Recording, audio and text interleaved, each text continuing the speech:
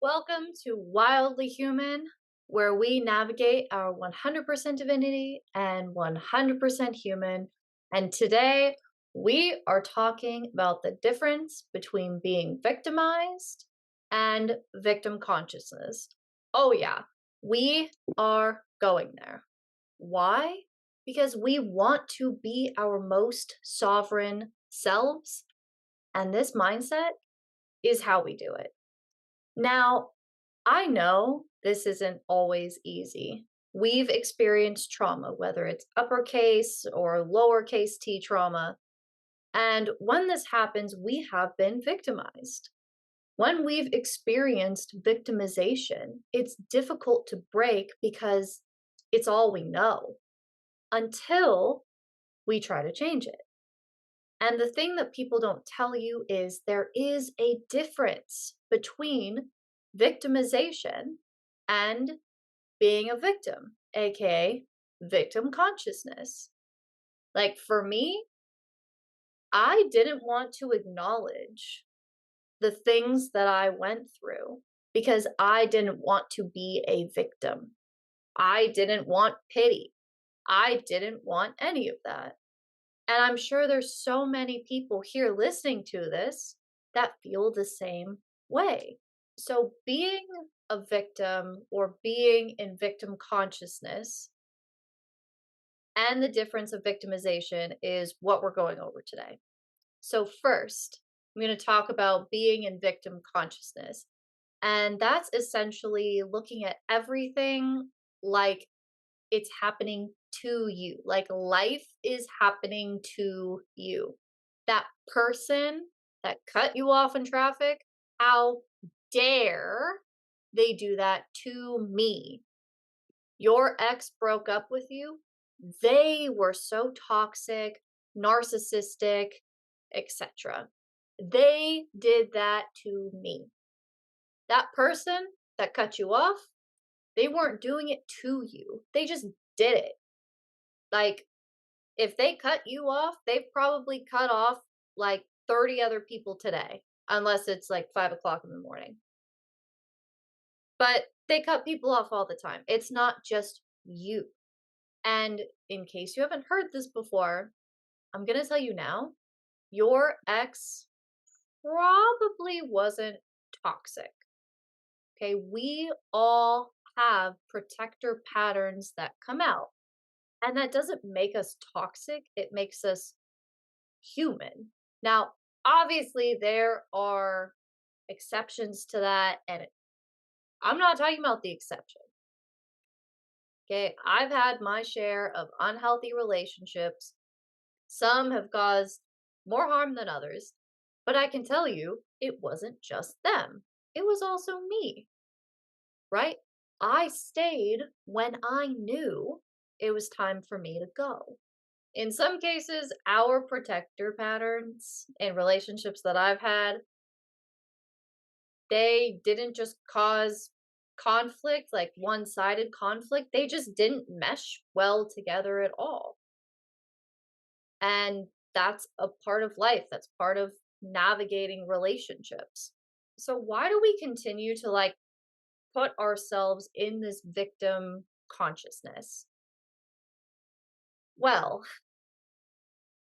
other than our ego telling us this is safe because it's familiar, it's also easier to be a victim. Okay? It's think about it. Like it's easy to feel sorry for ourselves and say that everything happens to me because that means we don't have to take action to change. And if we don't take action to change, then we continue to be safe, right? Like change, our brains believe that change is difficult. It believes that it's scary. And so if we don't take action to change, then we continue to be safe. So victim consciousness, it can show up in so many sneaky ways. And at the end of this episode, I'm going to give you a tool to help you find out if you're operating from victim consciousness or not. And I use this tool with my clients. I use it in my everyday, and it's just so game changing. So, victimization means acknowledging that shit happens in life. Sometimes people are cruel to us. We experience loss, traumatic events happen. And when we take the time to feel all of the feelings, to honor these parts that have been victimized and allow the process to take place without staying in victim consciousness, that's when we are in our sovereignty. That is being in our authority and taking accountability for how we respond to life versus being a victim to it. And if we are a victim to it, then we're giving our power away to it. And we can't control everything that happens, that whole like grander plan thing, but we can control our reactions and our responses. And so when we shift to this way of thinking, that's when we can really begin to co create with God because we have this understanding that there is a part of ourselves that asked for this lesson, or we need this lesson so we can become the version of us we need to be in order to hold the life that we want. We need to have these experiences because, despite what people say, visualize your life. No, you need to feel it. Life is experienced, life is a texture. And when we go through these different lessons, that is when we actually start to embody different textures. The texture of victim consciousness is very different from the texture of sovereignty. When we have this deep understanding and we think like a teammate versus a victim, that's when we create the reality we desire because we are embodying creator energy. And in order to create something, it takes multiple moving parts, various materials, resources, people, situations. Okay. Like, in order for Michelangelo to create the painting in the Sistine Chapel, he needed a vision, inspiration, paint, brush, a ladder, the offer to do the painting in the first place, right? All of that stuff. And embodying creator energy and sovereignty, it means understanding that we are a part of the creation process.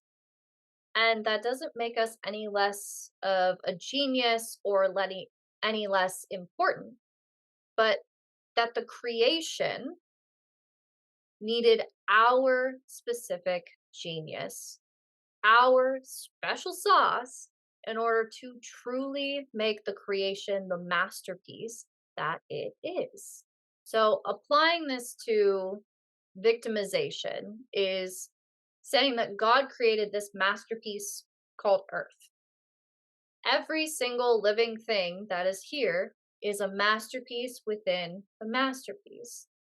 However, because we are living, this masterpiece that is all of us is constantly growing and evolving. Okay. And if you think about it, like even paintings need to be touched up. So we can think of it like I met this person, they came into my life for X amount of time because our presence touches up the masterpiece that is both of us and the earth. So that person that cut you off, right? Maybe you need to work on your anger. Maybe they need to work on their patience. We don't know, but they came into our life for a reason. A large part of sovereignty and embodying creator energy is choosing what we practice. All of our habits and patterns are just different things that we practice. We practice washing our hands after going to the bathroom, hopefully, getting dressed in the morning, meditating, going to the gym. We practice our unhealthy habits and patterns too, such as eating a pint of ice cream after a breakup, scrolling on your phone the first thing after we wake up, walking away from our partner in the middle of a fight. All of these things we are choosing. Sometimes we choose them consciously, but a lot of them are unconscious choices. This is why intention and living intentionally is so important. And to really pay attention to what you do and why you do it. Because the reason might surprise you.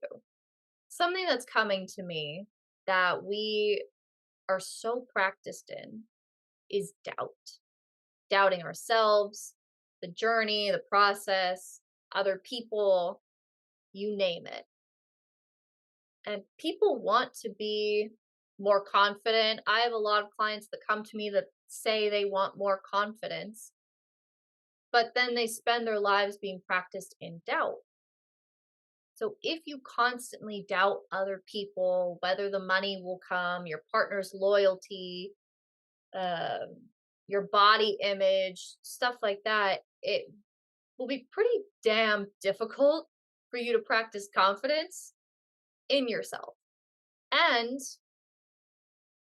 a lot of the time, we don't have that confidence in other people in the external because we don't have that confidence within ourselves. And I'm not talking about fake it till you make it. No, like, don't do that. This is about making a choice. Okay. If you fake it till you make it, then there's still underlying doubt that's present. But when you actively choose, then you're in your authority. You can choose confidence. But here's the thing, if you choose it, you have to choose it in every area of your life. And this isn't to overwhelm you. Okay, you can work on one or two areas of your life at a time. You don't have to completely slash and burn everything. Like, that's just too chaotic. And in case you didn't listen to episode 1 about trauma, the definition of trauma is too much, too fast, too soon, and or too little for too long. So if you slash and burn your entire life, you will actually traumatize yourself while trying to positively change. Okay, so don't do that. And practice is a process, just like life. I used to be someone who was very much like, I want it and I want it now. And there's still a little bit of that in me. But patience is so important and it's something that I'm learning. And I was blessed in being an athlete when I was younger. So going back to that mindset of, oh yeah, practicing, getting in the reps, doing it over and over and over again. And this work of choosing also requires brutal honesty with yourself. So if you aren't living the life you desire, what are your practices that don't align with your dream life? If you desire to have your day feel more peaceful, yet you scroll on social media right after you wake up, then that practice is not in alignment with that. That practice is not in alignment with the texture, the experience, the sensation of peace. Because peace It's this inner emotion, and yet your external is starting the day by outsourcing your energy to others. And as long as you're outsourcing your energy to others, you will not have peace. This is where you really have the opportunity to audit your day. Where is your energy going? Like, really catalog your activities and how much time those activities take, and how you feel during and after those practices.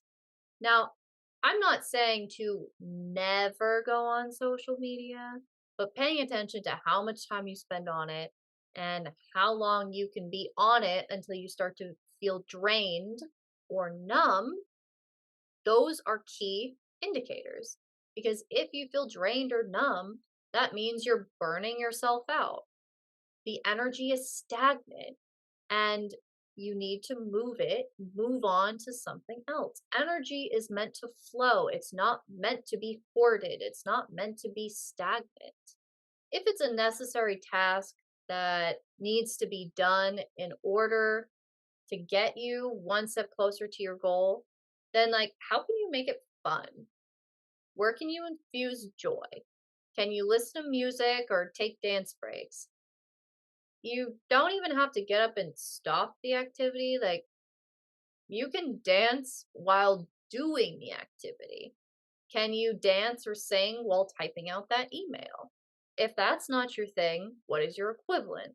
Right. And so those are examples of if you want to bring more joy, more pleasure into your life. Okay. So bring more joy, bring more pleasure into your life. Choose your life. If you want to feel alive versus merely existing, that means intentionally choosing your life. And this doesn't mean that every moment will be sunshine and rainbows. That's just completely unrealistic. And there is a universal law called the law of polarity, which states that everything is contrast. So, what if whatever you're facing, if it's not what you want to face, is to show you the contrast of what you're actually asking for so you can truly appreciate it? Like, for example, what if you've been single for years because you need to learn how to be in love with life to truly appreciate being in love with someone else?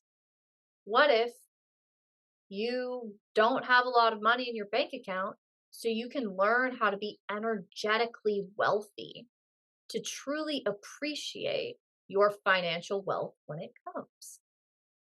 Okay.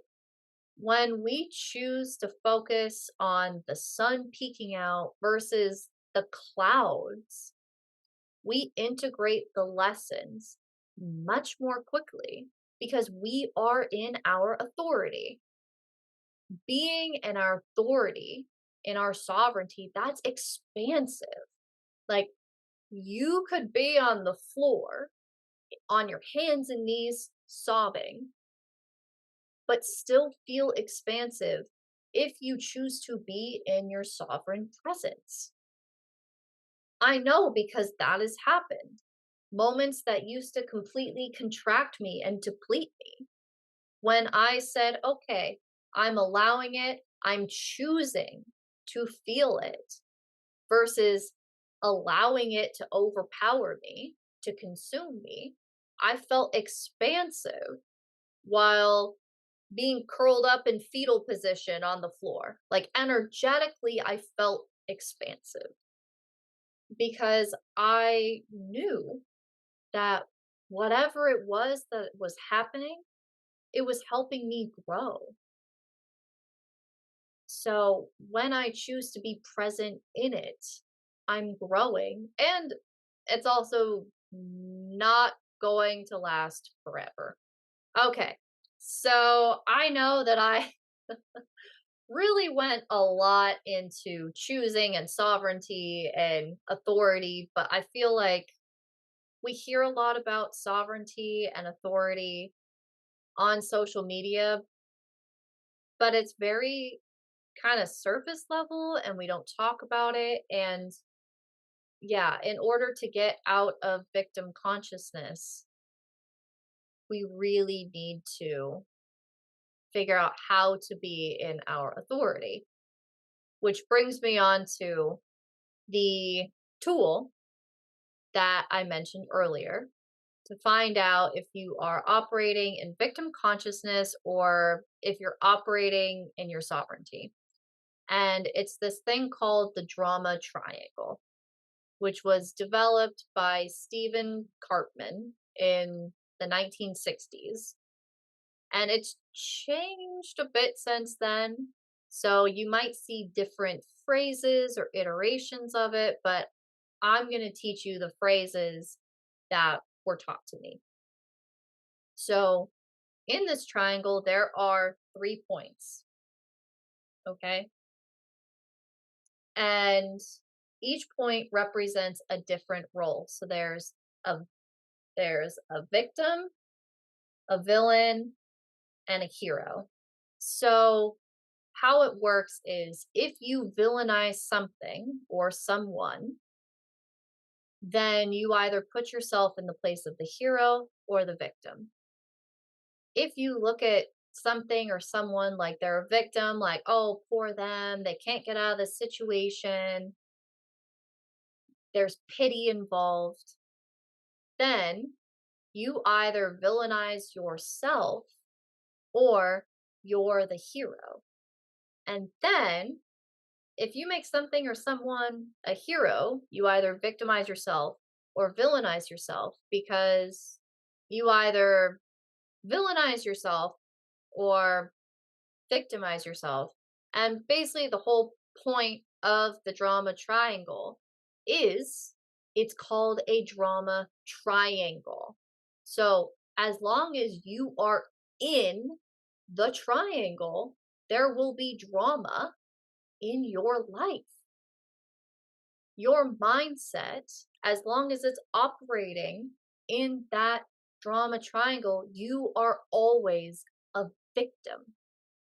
If you're the hero and you need to save somebody, then you're a victim because it's something you need to do.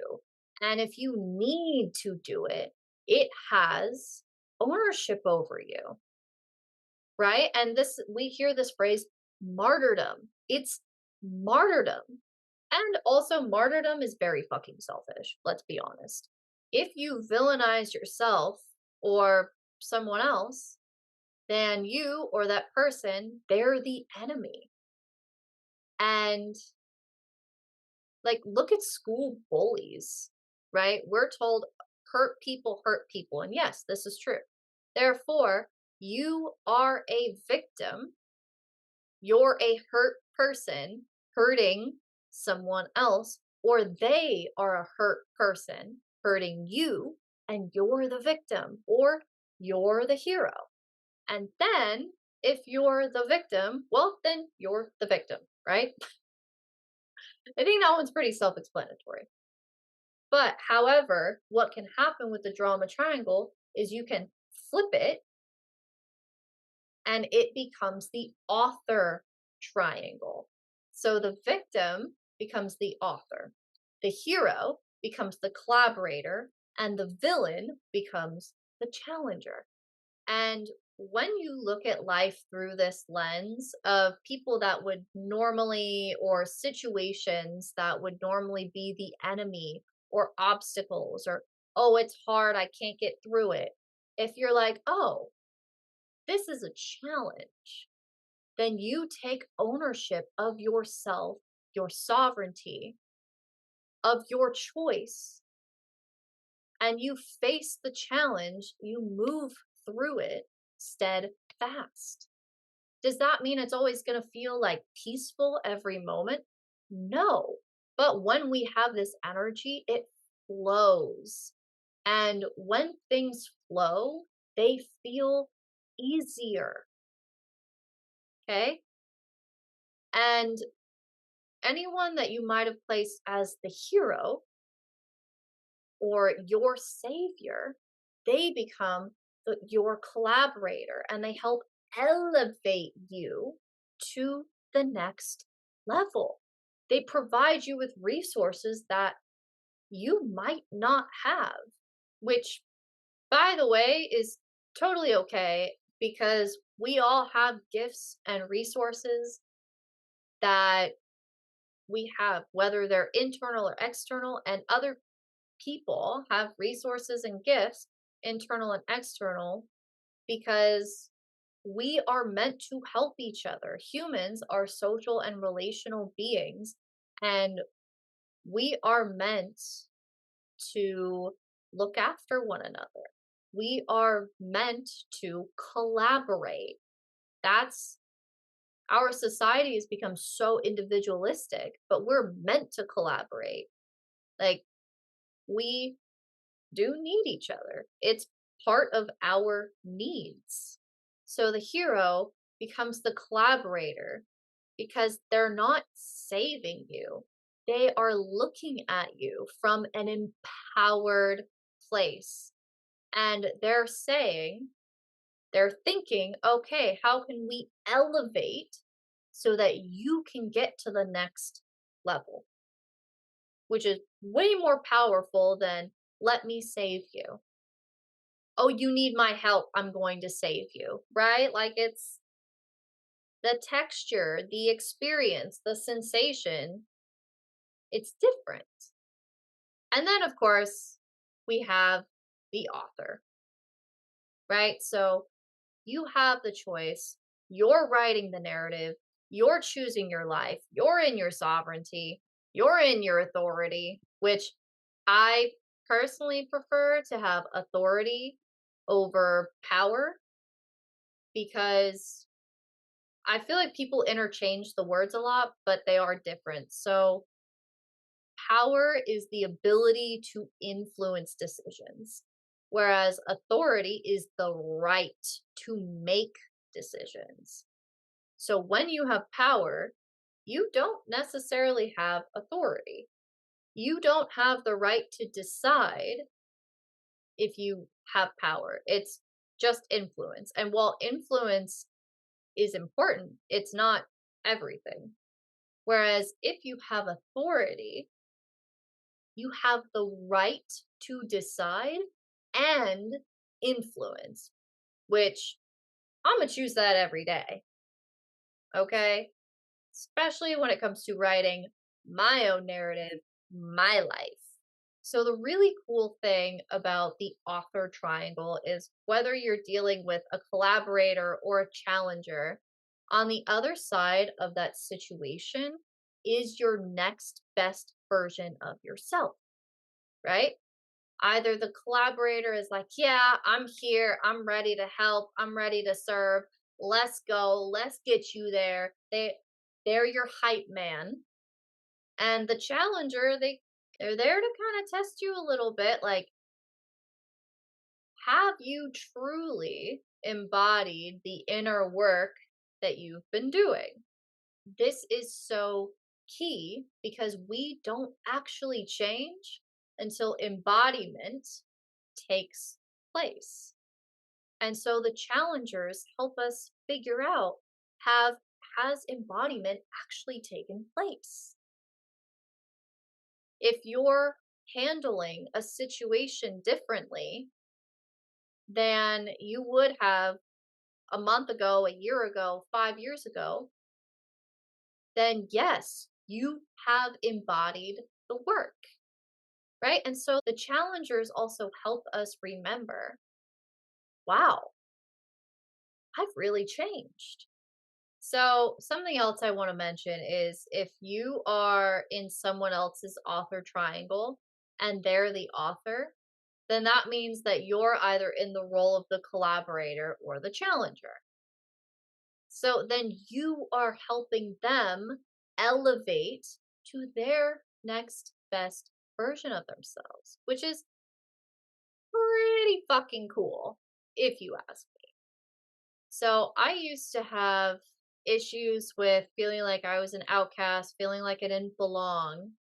And when I learned about the author and the drama triangles, when I adopted this mindset, it was a huge shift for me because I really realized I can't control whether someone is an author or a victim, right? We can't control that. But what we can control is our mindset of, for me, it was like, oh, I always do belong because I am helping somebody get to the next version, the next best version of themselves. And so if you stay in your sovereignty, then whether they're operating from the victim triangle or the author triangle, if you are operating from your own author triangle, that means you're helping them get to that next best version. You're helping them elevate. Whether they realize it or not, that's not your concern. And if you're someone who has struggled with belonging or feeling like an outcast, the right people will find you if you stay in your author triangle. And sometimes we dip in and out, there's always growth. Like there's definitely moments where I go, oh, fuck, I'm victimizing myself right now. Okay, how can we flip it? Right? So I'm the author. And this isn't about being in control of everything. It's about saying, I have a choice. I'm not in control of them, but I'm in control of me. All right, beautiful people. I would love to know what your biggest takeaway was. How did you receive it? And are you going to apply this to your life? Let me know. If you're listening on Spotify, there is a comment box. I think it's technically a question box, but whatever. And you can let me know there. If you are listening to this podcast, don't forget to leave a review and follow so you get updated on new episode releases. And we are streaming everywhere you get your podcast. If you are watching this on YouTube, let me know what your biggest takeaway is in the comments.